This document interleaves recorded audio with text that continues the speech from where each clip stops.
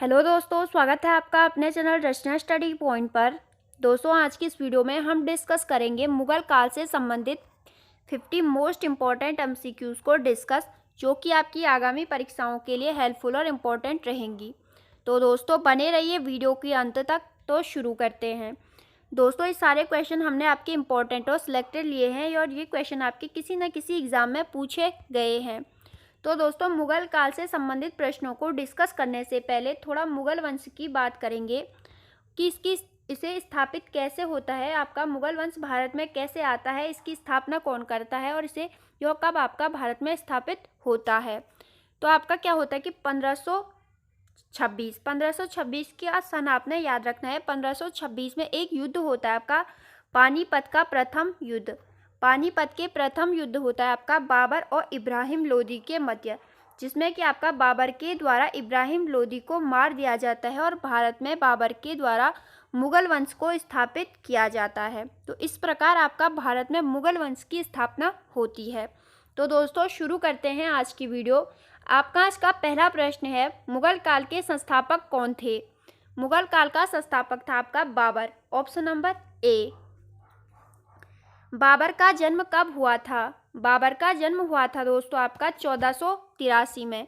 1483 में बाबर का जन्म फरगना में हुआ था। फरगना में हुआ था।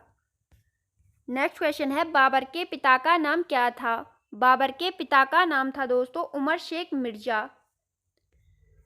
बाबर के पिता उमर शेख मिर्जा कौन से राज्य के शासक थे। बाबर के पिता उमर शेख मिर्जा थे आपके फरगना राज्य के शासक। बाबर फरगना की गद्दी पर कब बैठा था। बाबर फरगना की गद्दी पर बैठता है दोस्तों 8 जून 1494 ईस्वी में। बाबर ने बादशाह की उपाधि कब धारण की थी। बाबर ने बादशाह की उपाधि धारण की थी आपकी 1507 ईस्वी में। काबुल में बाबर के द्वारा बादशाह की उपाधि धारण की गई थी।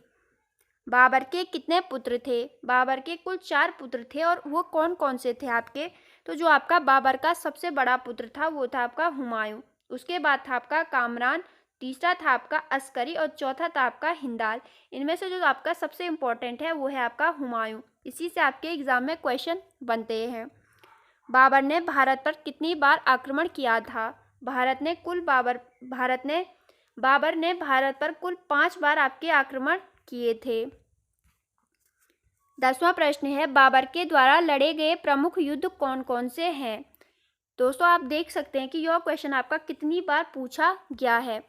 तो बाबर के द्वारा लड़े गए प्रमुख युद्ध, पहला युद्ध हो गया आपका पानीपत का युद्ध। पानीपत का युद्ध आपका 21 अप्रैल 1526 ईस्वी को इब्राहिम लोदी और बाबर के बीच हुआ, जिसमें कि आपका बाबर की विजय होती है और भारत में आपकी मुगल वंश की स्थापना भी होती है। दूसरा युद्ध लड़ा गया था इसके द्वारा खानवा का युद्ध। खानवा का युद्ध लड़ा गया था आपका 17 मार्च 1527 ईस्वी में। यह लड़ा गया था आपका राणा सांगा और बाबर के बीच, जिसमें कि आपकी बाबर की जीत हुई थी। तीसरा युद्ध लड़ा गया आपका चंदेरी का युद्ध। चंदेरी का युद्ध लड़ा गया आपका 29 मार्च 1528 ईस्वी में। यह युद्ध आपका मेदिनी रॉय और बाबर के मध्य हुआ था। चौथा युद्ध हुआ आपका घाघरा का युद्ध 6 मई 1529 ईस्वी में। मुगल बादशाह बाबर और अफगानों के मध्य यह युद्ध लड़ा गया था आपका घाघरा का युद्ध। 11वां प्रश्न है, पानीपत की लड़ाई कब एवं किसके बीच हुआ तथा विजेता कौन हुआ। पानीपत की प्रथम लड़ाई आपकी 21 अप्रैल 1526 को इब्राहिम लोदी और बाबर के बीच हुई थी तथा इसमें विजेता आपका बाबर हुआ था। खानवा की लड़ाई कब एवं किनके बीच हुई तथा विजेता कौन हुआ। खानवा की लड़ाई हुई दोस्तों आपकी राणा सांगा एवं बाबर के बीच 17 मार्च 1527 ईस्वी को खानवा का युद्ध हुआ, जिसमें कि आपका बाबर विजयी हुआ था। नेक्स्ट आपका चंदेरी का युद्ध कब और किनके बीच हुआ तथा विजेता कौन हुआ था। चंदेरी का युद्ध आपका 29 जनवरी 1528 ईस्वी में मेदिनी रॉय एवं बाबर के बीच हुआ, जिसमें कि आपका बाबर विजयी हुआ था। घाघरा की लड़ाई कब एवं किनके बीच हुई तथा विजेता कौन हुआ था। घाघरा की लड़ाई आपकी अफगानों एवं बाबर के बीच 6 मई 1529 ईस्वी में घाघरा का युद्ध हुआ, जिसमें आपका बाबर ही विजयी रहा। नेक्स्ट क्वेश्चन है आपका, मध्यकाल का प्रथम शासक कौन था? मध्यकाल का प्रथम शासक था आपका इब्राहिम लोदी। बाबर को कलंदर की उपाधि क्यों दी गई थी? बाबर को कलंदर की उपाधि उसकी उदारता के लिए दी गई थी। 17वां प्रश्न है, खानवा युद्ध विजय के बाद बाबर ने कौन सी उपाधि धारण की थी? खानवा के युद्ध के बाद बाबर ने गाजी की उपाधि धारण की थी। राणा सांगा की मृत्यु कब और क्यों हुई थी? राणा सांगा की मृत्यु होती है दोस्तों आपकी 30 फरवरी 1526 ईस्वी में जहर देने के कारण। नेक्स्ट क्वेश्चन है, बाबर की मृत्यु कब और कहाँ हुई थी? बाबर की मृत्यु हुई थी दोस्तों आपकी 26 दिसंबर 1530 ईस्वी में आगरा में। प्रारंभ में बाबर के शव को कहाँ दफनाया गया? प्रारंभ में बाबर के शव को दफनाया गया था दोस्तों आपका आगरा के आराम बाग में। बाबर अपने शव को दफनाने के लिए किस स्थान का चुनाव किया था? बाबर ने अपने शव को दफनाने के लिए चुनाव किया था दोस्तों आपका काबुल का। 22वां प्रश्न है, बाबर की आत्मकथा किस पुस्तक में दर्शाया गया है? बाबर की आत्मकथा दर्शाई गई है आपकी तुजुक-ए-बाबरी में। अब्दुल रहीम खाना ने बाबरनामा को किस भाषा में अनुवाद किया? अब्दुल रहीम खाना के द्वारा बाबरनामा को अनुवाद किया गया था दोस्तों आपका फारसी भाषा में, जो कि आपकी मुगलों की भाषा थी। चार बाग बनाने की परंपरा की शुरुआत किसके समय हुई? चार बाग बनाने की परंपरा की शुरुआत आपकी अकबर के शासनकाल में हुई। बाबर ने मुगल काल की स्थापना कब की थी? बाबर ने 1526 ईस्वी में मुगल काल की स्थापना की। बाबर ने 1526 ईस्वी में किस वंश के शासक को हराकर मुगल वंश की स्थापना की? लोदी वंश इब्राहिम लोदी को हराकर बाबर ने 1526 ईस्वी में मुगल वंश की स्थापना की थी। तुलगम नीति का सर्वप्रथम प्रयोग बाबर ने किस युद्ध में किया था? तुलगम नीति का प्रयोग सर्वप्रथम बाबर ने किया दोस्तों आपका पानीपत के प्रथम युद्ध में। नेक्स्ट क्वेश्चन है, कौन सी युद्ध जीतने के बाद बाबर ने खजाने का मुंह गरीब सगे संबंधियों आदि के लिए खोल दिया? इस उदारता के लिए बाबर को कलंदर की उपाधि दी गई। दोस्तों ये आपका इम्पोर्टेंट है कि बाबर को कलंदर की उपाधि किस युद्ध के बाद दी गई थी? यह दी गई थी आपकी पानीपत के प्रथम युद्ध जीतने के बाद।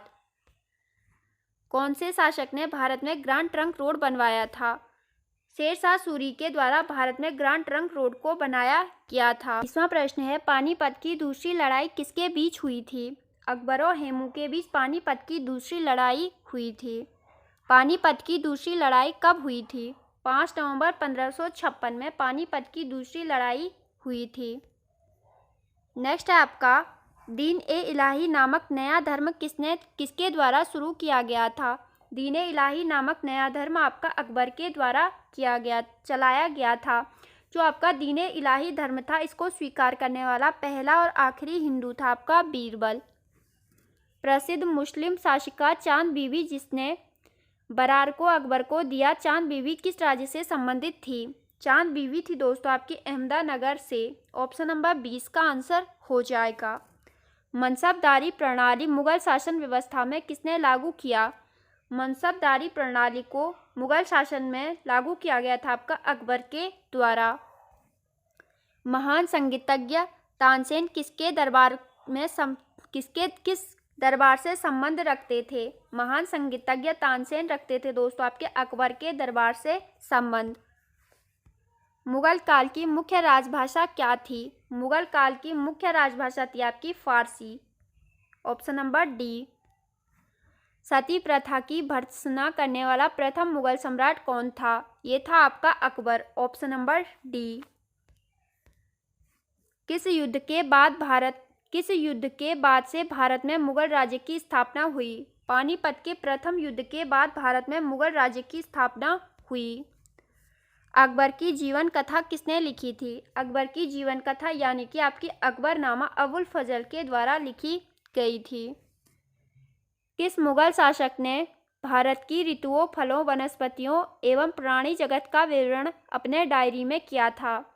यह किया गया था दोस्तों आपका बाबर के द्वारा। 41वां प्रश्न है, शेरशाह की महानता का प्रमाण क्या है? प्रशासनिक सुधार आपका शेरशाह की महानता का प्रमाण है। हुमायूंनामा किसके द्वारा लिखा गया था? हुमायूंनामा को लिखा गया था आपका गुलबदन बेगम के द्वारा। अकबर के शासनकाल में महाभारत को फारसी भाषा में अनुवाद किया गया था। उस अनुवादित महाभारत का नाम क्या है? अकबर के शासनकाल में आपका महाभारत को फारसी में अनुवाद किया गया था। एक क्वेश्चन आपका ये बन गया। और इस अनुवादित को कहा गया है आपका रजनामा, यानी कि आपका फारसी भाषा में महाभारत को अनुवाद किया गया था तो उसे नाम दिया गया था आपका रजनामा। कौन से मुगल सम्राट ने सैयद भाइयों को गिराया था? यह आपका उत्तराखंड पीसीएस ने 2003 में आपका पूछा गया है। तो जो आपके सैयद भाइयों को गिराया गया था दोस्तों आपका option number B Mohammed Shah के द्वारा। ऑप्शन नंबर 20 का आंसर हो जाएगा। मुगल काल का अंतिम शासक कौन था? बहादुर शाह द्वितीय आपका मुगल काल का अंतिम शासक हुआ। अकबर के शासन में भू राजस्व सुधारों के लिए कौन उत्तरदायी था? अकबर के शासनकाल में भू राजस्व सुधारों के लिए उत्तरदायी था आपका टोडरमल। अकबर के द्वारा बनाए गए उपासना भवन का नाम क्या था? अकबर द्वारा बनाए गए उपासना भवन का नाम था इबादत खाना। सुप्रसिद्ध संगीतज्ञ बैजू बावरा किसके शासनकाल में सुविख्यात थे? सुप्रसिद्ध संगीतज्ञ बैजू बावरा थे दोस्तों आपके अकबर के शासनकाल में सुविख्यात। ऑप्शन नंबर ए इसका आंसर हो जाएगा। रामचरितमानस के लेखक तुलसीदास किस शासनकाल से संबंध रखते थे? तुलसीदास रखते थे दोस्तों आपके अकबर के समकालीन, यानी कि अकबर के शासनकाल से संबंध। 50वां प्रश्न है बाबर मूल रूप से कहाँ का शासक था? बाबर मूल रूप से आपका फरगना का शासक था। 51वां आज का आखिरी प्रश्न है पटना को प्रांतीय राजधानी किसने बनाया था? पटना को प्रांतीय राजधानी बनाया गया था दोस्तों आपका शेर शाह के द्वारा। तो दोस्तों ये थी आपकी आज की इम्पोर्टेंट वीडियो। आई होप आपको वीडियो पसंद आई होगी। वीडियो पसंद आई तो एक लाइक कर देना, चैनल पे नए तो सब्सक्राइब कर देना। Okay, thank you.